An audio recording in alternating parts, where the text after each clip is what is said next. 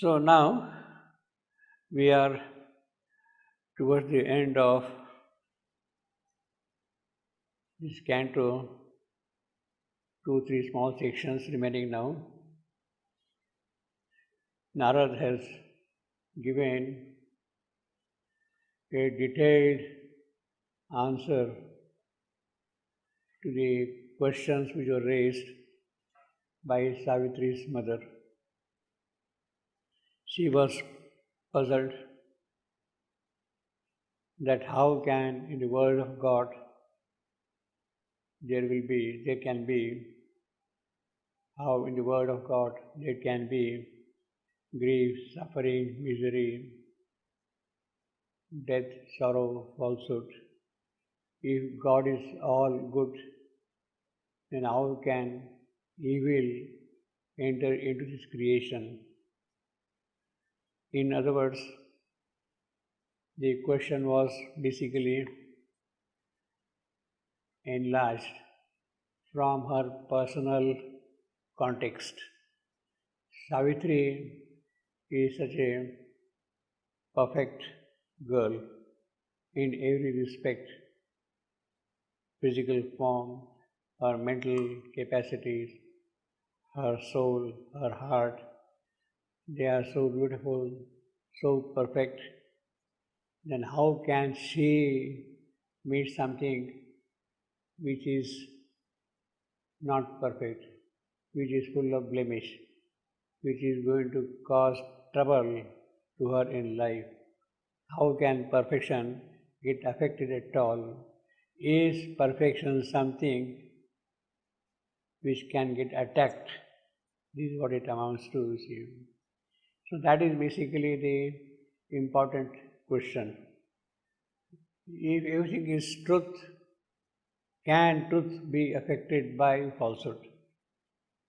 If there is immortal life, can immortal life be assailed by death? That is the basic question she is raising here.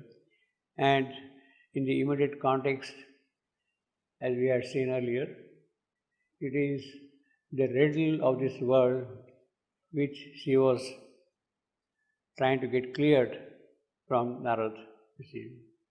Although it was a deep personal anguish of the mother for her daughter, which is perfectly understandable on the human level, on the human plane, but she is in fact voicing the entire perception, entire feeling, entire sentiment of this world.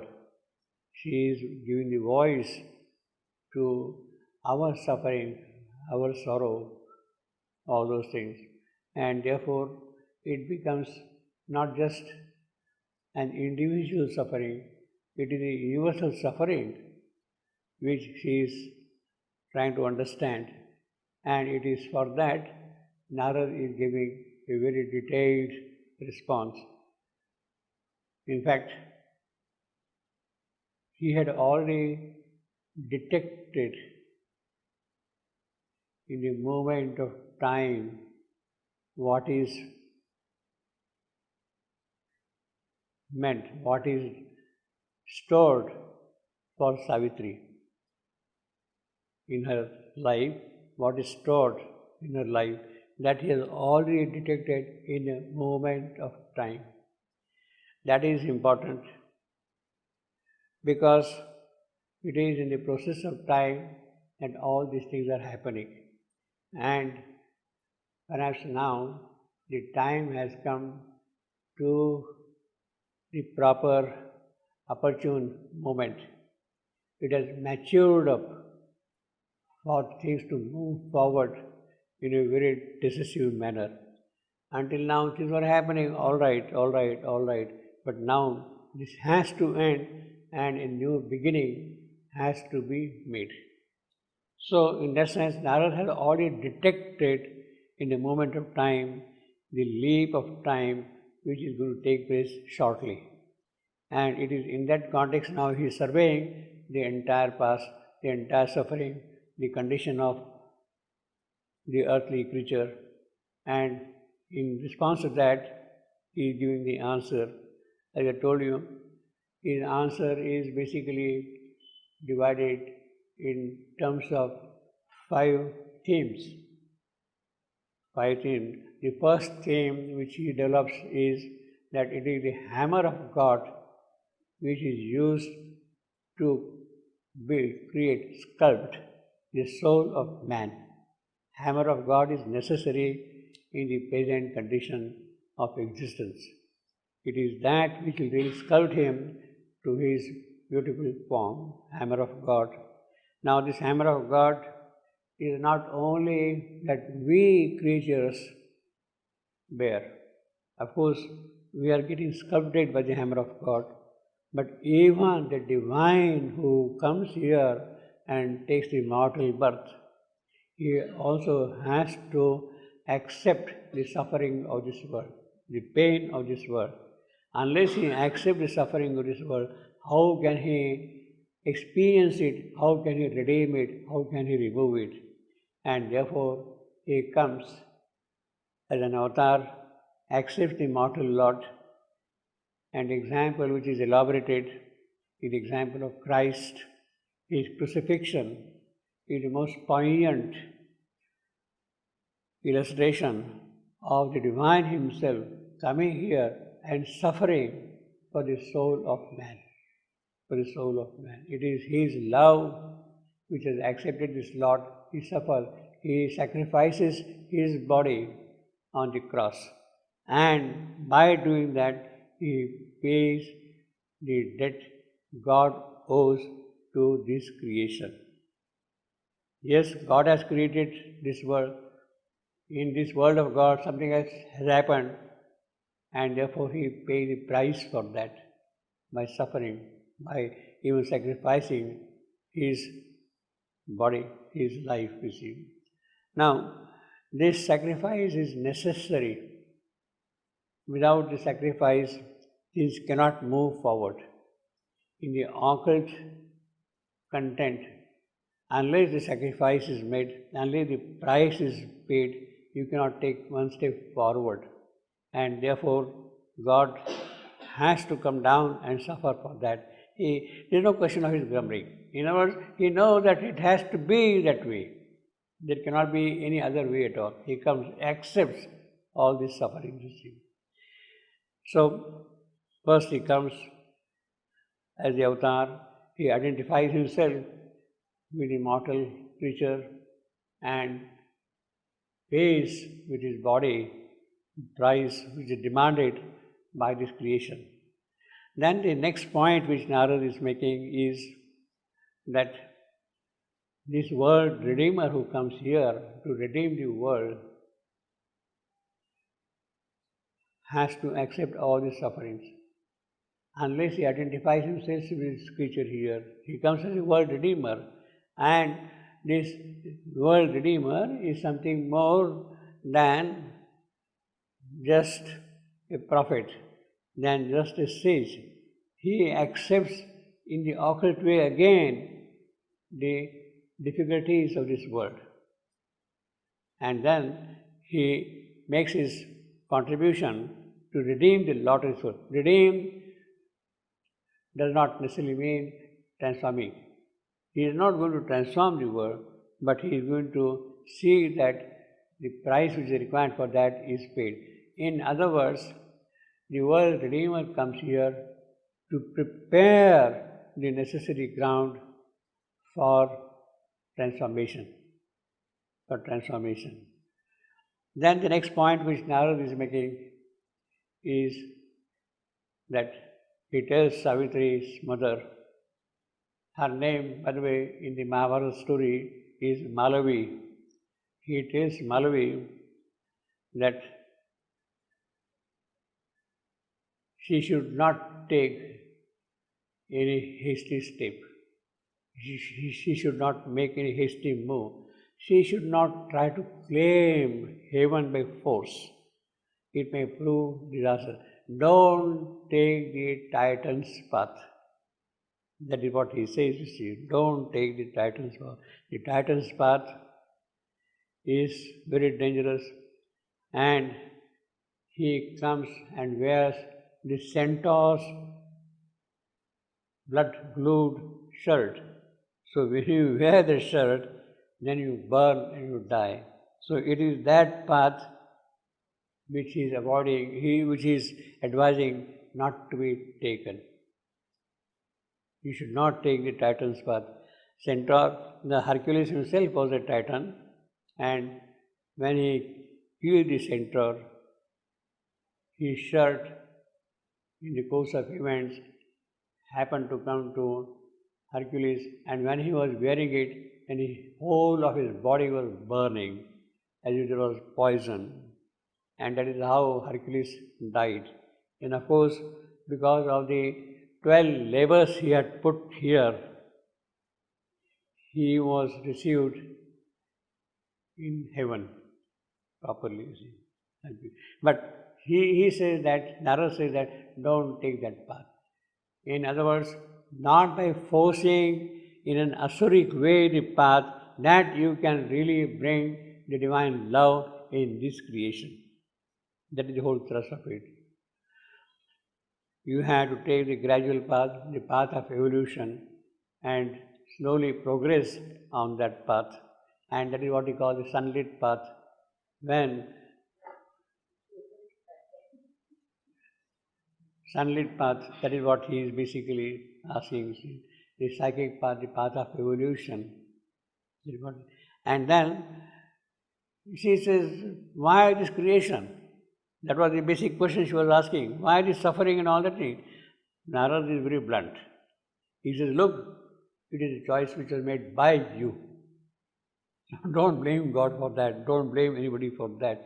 This is the world of inconscience. This is the world of death, of ignorance, of falsehood. And it would have remained as it is. But then you became curious about this world and you came down here and now you are blaming it is the world created by your God, my God, you see. God is asking, you see. Because you are, oh mortal, he was asking, you see, in the previous section what we are saying. He says that this is your choice you have made. Now this choice is important because unless that choice is made by the soul, the inconscience cannot be redeemed, cannot be changed, cannot be transformed. Inconscience will remain inconscience. Darkness will remain darkness. Falsehood will remain falsehood. Unless the divine spark enters into it, how can it change? So, it was your spontaneous response to it. In that response to it, you have come here, you have accepted here. In a given frame of small time, you are complaining, which is perfectly understandable. But in the larger frame, you have made a very good choice. Blind, tremendous choice is what you had made. But that is a very good choice. Because it is by that process inconscience can be gradually lifted up to consciousness. That consciousness can really enter into it. Otherwise, inconscience would remain inconscious all the while. Falsehood would remain all the while. So, in other words, your choice is functionally significant, is important. And it is by that process things can change. In other words, you are on the path of evolution, path of growth, path of transformation, and you should be very happy, you should be rather lucky about it. It's true that the world here is full of suffering, difficulties and all that. In fact, in the previous section, he says, a huge descent began, a giant to fall when you started coming down here. For what the spirit sees creates a truth. There is no truth here in inconscience. There is no light here in conscience. But when the spirit sees from there that there can be truth, there can be light, it comes. And if it sees that, it will create that truth. It will give rise to that truth. It creates a truth. And what the soul imagines is made a world.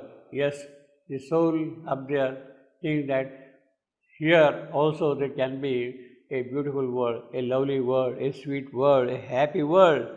The soul imagines that, it thinks that way is possible, and therefore when it imagines that way and comes here, that imagination has the power to get realized even in this inconscient condition. And therefore the soul has come down here. And what the soul imagines is made a world of happiness, of joy, of love, of beauty, of sweetness. All those things are possible here because of that, you see. A thought that lives from the timeless can become the indicator of cosmic consequence and the itinerary of the gods, a cyclic movement in eternal time. So that is how that things can really progress here.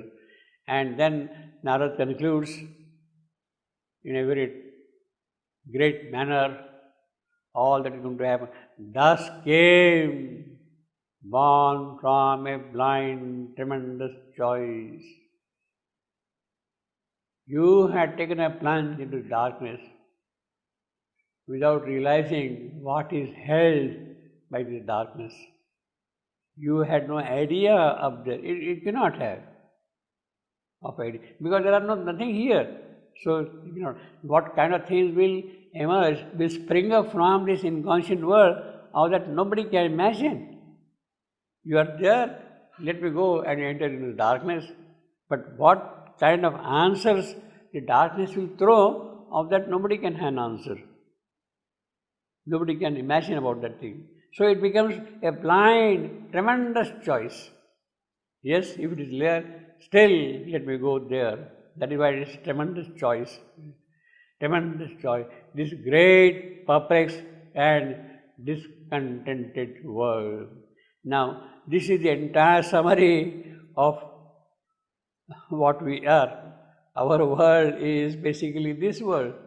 World of perplexed. It's a perplexed world, discontented world, unhappy world, suffering world. This is what we have here along. This great, perplexed and discontented world. And you have chosen that. So, don't blame. This haunt of ignorance, this home of pain, this is what we were saying last time, this home of pain. There are pitched desires at tents, grief's headquarters. So, in one sentence, in 4 lines, he has described the state of affairs which is prevailing here in this creation here.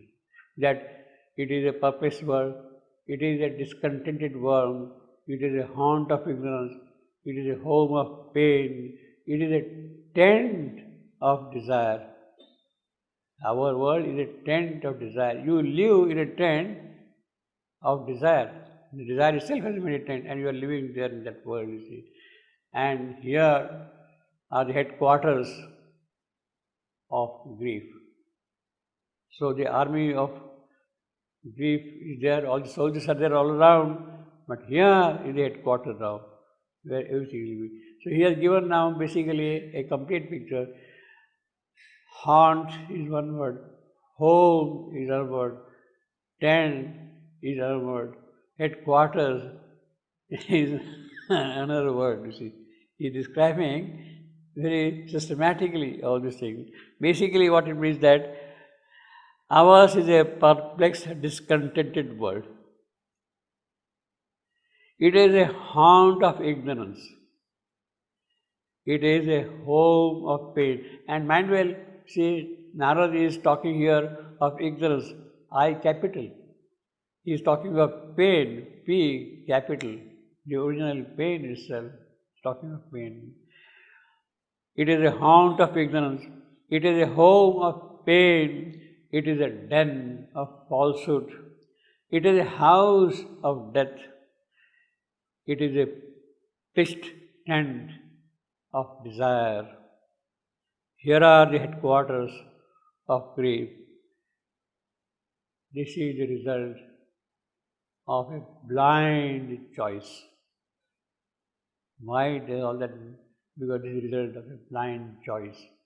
And therefore, there you are. The only way for you is to evolve and go slowly with a purpose. A why? So all these things are there. Because why? Because a vast disguise, the eternal bliss, has put on a robe, a disguise. He is hiding himself behind all these things. So this ignorance, this pain, this desire, this grief, they are basically forms of disguise of bliss. It is bliss which is put on those dresses, so to say, you see. A vast disguise, a vast. In other words, there is a purpose, there is a meaning, there is a content in it. Something has to happen, and therefore it is vast. In every respect, it will grow and it will expand. Now, it is with this Narad is concluding his answer to the queen. I don't know to what extent the queen has grasped it, but she is silent. She has understood. She is not going to retort. She is not going to question. She is satisfied with the answer given by Narad. Otherwise, should I ask questions? See, like that. Should I ask questions? Should I continue dialogue? This, that thing. She is fully satisfied with the explanation.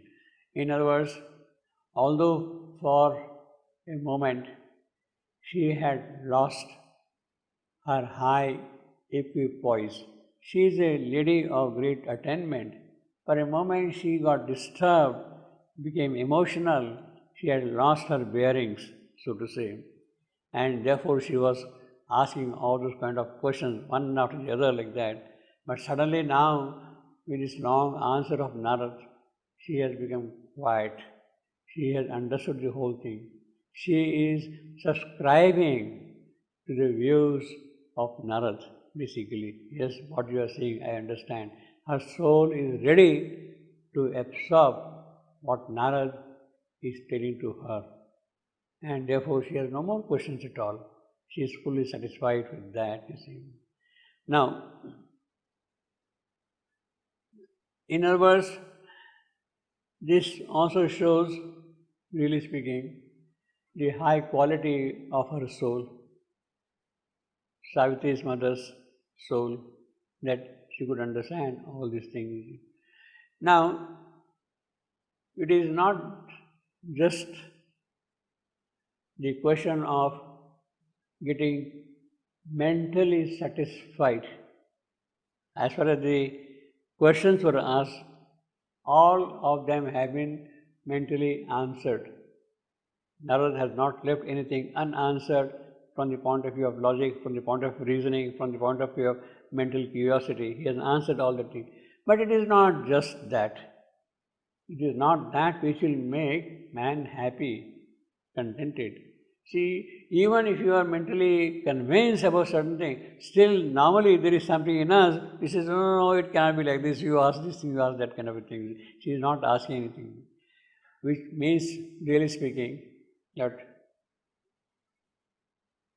while Narad is narrating all these things, there is also a constant spiritual force which is flowing from him towards her. A constant spiritual force. He is not simply answering mind to mind. He is also passing on a spiritual force which this lady is receptive to get, to realize. It is that spiritual force which has now entered in her, and therefore she is fully satisfied. So therefore, in fact, in the beginning we had that thing, when the queen was asking all those questions, we have seen that thing earlier. Let's see that once more. 106.1. 106? Yeah. See, she had asked all those questions, and then what happens? The poet is describing this scene. Then, after a silence, Narad made a reply. See, she is allowed to speak out whatever she wanted to speak.